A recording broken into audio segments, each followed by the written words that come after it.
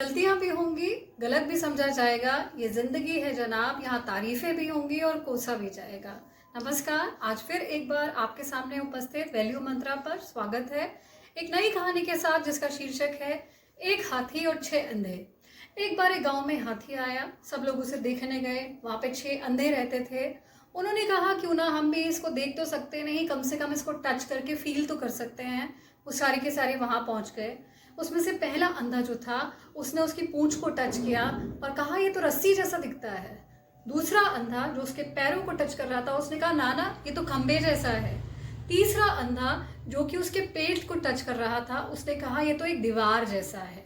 चौथा जो कि उसको कानों को टच कर रहा था, उसने कहा ये तो एक पंखे जैसा है। और पांचवा अंधा जो कि उसके सूंड को टच कर रहा था, उसने ये कहा कि ये तो एक पेड़ के तने के समान है।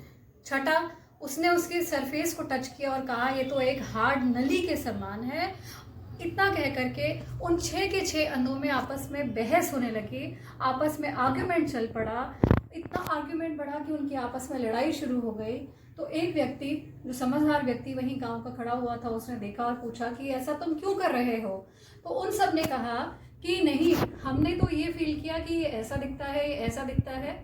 दूसरा मानने को तैयार नहीं है। अब उस समझदार व्यक्ति ने उन सबको ये समझाया कि तुम सब अपने अपने एंगल से सही हो। तुमने जिस चीज को, जिस पार्ट को टच किया, तुमने उसे वैसा फील किया, लेकिन दूसरे ने उसके दूसरे पार्ट को टच किया, इसलिए उसने वैसा फील किया।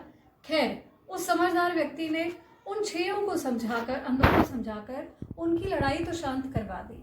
लेकिन दोस्तों और प्यारे बच्चों, हम अपनी जिंदगी में क्या करते हैं, कई बार हम छोटी छोटी बातों पर आर्ग्यूमेंट शुरू कर देते हैं।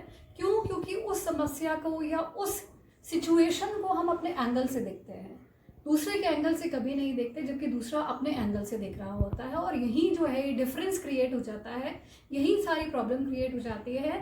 तो हम आगे से ये ध्यान रखें कि आगे से हम जिस बात पर भी आर्ग्यूमेंट किसी से करते हैं, तो उस समय हमें ये ध्यान रखना चाहिए कि कहीं हम हाथी की पूंछ को तो नहीं हाथ लगा रहे, या उसके पैर को तो नहीं हाथ लगा रहे, और बाकी हाथी जो है वो दूसरे व्यक्ति के पास है।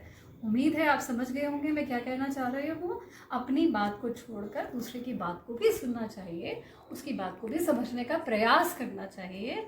Thank you, be connected and please please please like and subscribe ज़रूर करिएगा। Thank you so much.